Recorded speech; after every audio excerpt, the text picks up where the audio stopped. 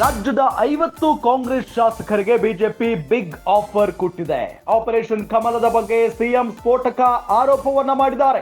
ಕಾಂಗ್ರೆಸ್ನ 50 ಜನ ಶಾಸಕರಿಗೆ ಬರೋಬ್ಬರಿ 50 ಕೋಟಿ ರೂಪಾಯಿ ಆಮಿಷವನ್ನ ಒಡ್ಡಲಾಗಿದೆ.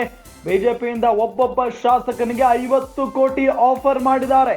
ನನ್ನ ಸರ್ಕಾರ ಉರುಳಿಸಲು ಬಿಜೆಪಿ ಷಡ್ಯಂತ್ರವನ್ನ ಮಾಡ್ತಾ ಇದೆ. ಮುಖ್ಯಮಂತ್ರಿ ಸಿದ್ದರಾಮಯ್ಯ ಗಂಭೀರವಾದಂತಹ ಆರೋಪವನ್ನ ಮಾಡಿದ್ದಾರೆ. ಬಹಿರಂಗ ವೇದಿಕೆಯಲ್ಲೇ ಸಿಎಂ ಸಿದ್ದರಾಮಯ್ಯ ಹೇಳಿಕೆಯನ್ನ ಕೊಟ್ಟಿರುವುದು, ಬಿಜೆಪಿ ಇವತ್ತಿನವರೆಗೂ ಸ್ವಂತ ಶಕ್ತಿಯಿಂದ ಅಧಿಕಾರಕ್ಕೆ ಬಂದಿಲ್ಲ. ಬಹುಮತದಿಂದ ಒಂದೇ ಒಂದು ಬಾರಿಯೂ ಅಧಿಕಾರಕ್ಕೆ ಬಂದಿಲ್ಲ. ಆಪರೇಷನ್ ಕಮಲದ ಮೂಲಕ ಮಾತ್ರ ಅಧಿಕಾರಕ್ಕೆ ಬಂದಿದೆ. ಈ ಬಾರಿ ಕಾಂಗ್ರೆಸ್ಸಿನ 50 ಜನ ಶಾಸಕರಿಗೆ ತಲಾ 50 ಕೋಟಿ ಆಫರ್ ನೀಡಿದೆ. ಶಾಸಕರಿಗೆ ತಲಾ 50 ಕೋಟಿ ಆಫರ್ ನೀಡಿ ಖರೀದಿಸಲು ಯತ್ನಿಸಿದ್ದಾರೆ. ಬಿಜೆಪಿಗೆ ಎಲ್ಲಿಂದ ಬರುತ್ತೆ ಈ ಹಣ ಅಂತ ಪ್ರಶ್ನೆ ಮಾಡಿದ್ದಾರೆ ಸಿದ್ದರಾಮಯ್ಯನವರು. ಯಡಿಯೂರಪ್ಪ, ಬೊಮ್ಮಾಯಿ, ಅಶೋಕ್ ಪ್ರಿಂಟ್ ಹಾಕಿದ್ದ ಈ ಹಣ, ಇದು ಕರ್ನಾಟಕವನ್ನ ಲೂಟಿ ಹೊಡೆದ ಹಣ ತಾನೇ. ಆದ್ರೆ ನಮ್ಮ ಶಾಸಕರು ಇವರ ಆಮಿಷಕ್ಕೆ ಒಳಗಾಗಿಲ್ಲ ಅಂತ ಮೈಸೂರಿನಲ್ಲಿ ಮುಖ್ಯಮಂತ್ರಿ ಸಿದ್ದರಾಮಯ್ಯ ಸ್ಫೋಟಕವಾದಂತಹ ಹೇಳಿಕೆಯನ್ನ ಕೊಟ್ಟಿದ್ದಾರೆ. ಗಮನಿಸ್ತಾ ಇದ್ದೀವಿ, ಇಷ್ಟು ದಿನಗಳ ಕಾಲ ಅಲ್ಲಲ್ಲಿ ಈ ಒಂದು ಚರ್ಚೆ ಆಗ್ತಾ ಇತ್ತು. ಕಾಂಗ್ರೆಸ್ನಲ್ಲೇ ಕೆಲವೊಂದಿಷ್ಟು ಜನ ಶಾಸಕರು, ಸಚಿವರುಗಳು ಈ ವಿಚಾರವನ್ನ ಮಾತನಾಡ್ತಾ ಇದ್ರು. ಆದ್ರೆ ಈಗ ಸ್ವತಃ ಮುಖ್ಯಮಂತ್ರಿ ಸಿದ್ದರಾಮಯ್ಯನವರ ಬಾಯಿಂದಲೇ ಈ ಮಾತು ಬಂದಿರೋದು ನಿಜಕ್ಕೂ ಕೂಡ ಶಾಕಿಂಗ್ ವಿಚಾರ ಇದು.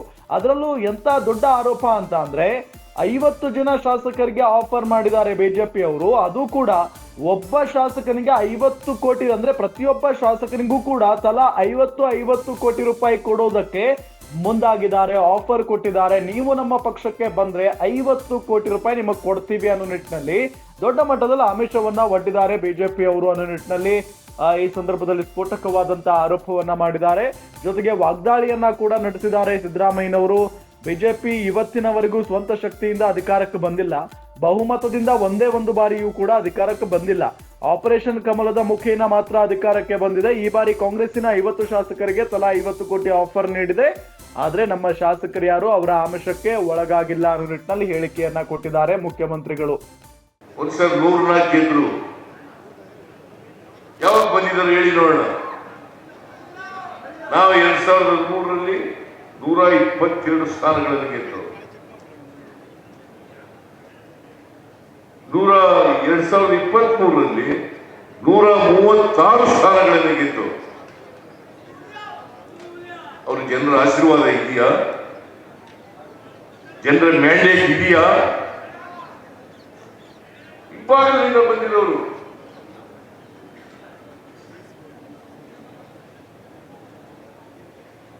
ಜನರ ಆಶೀರ್ವಾದ ತಗೊಂಡು ಅಧಿಕಾರಕ್ಕೆ ಬರಲೇ ಕೋಟಿಗಟ್ಟಲೆ ಹಣ ಖರ್ಚು ಮಾಡಿದ್ರು. 17 ಜನ MLA-ಗಳನ್ನ, 3 ಜನ JDS MLA-ಗಳು,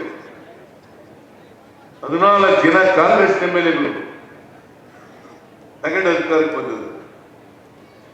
ಒಬ್ಬೊಬ್ಬ MLA-ಗೆ 25-30 ಕೋಟಿ ರೂಪಾಯಿ ಎಲ್ಲಿಂದ ಬಂತು? ಭ್ರಷ್ಟಾಚಾರದ ಹಣ ಅಲ್ಲ.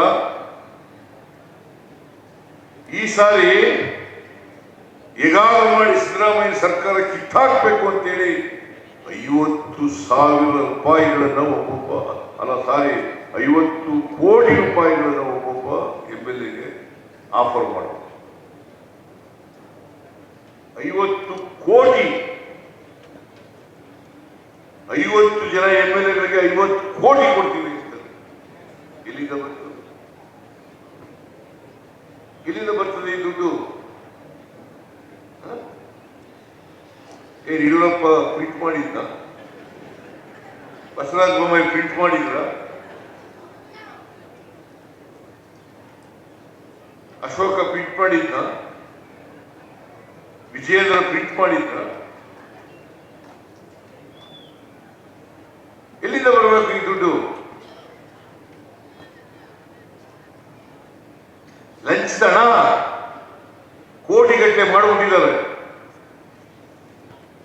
ಅದನ್ನು ಉಪಯೋಗಿಸಿ ಒಬ್ಬೊಬ್ಬ MLA-ಗೆ 50 ಕೋಟಿ.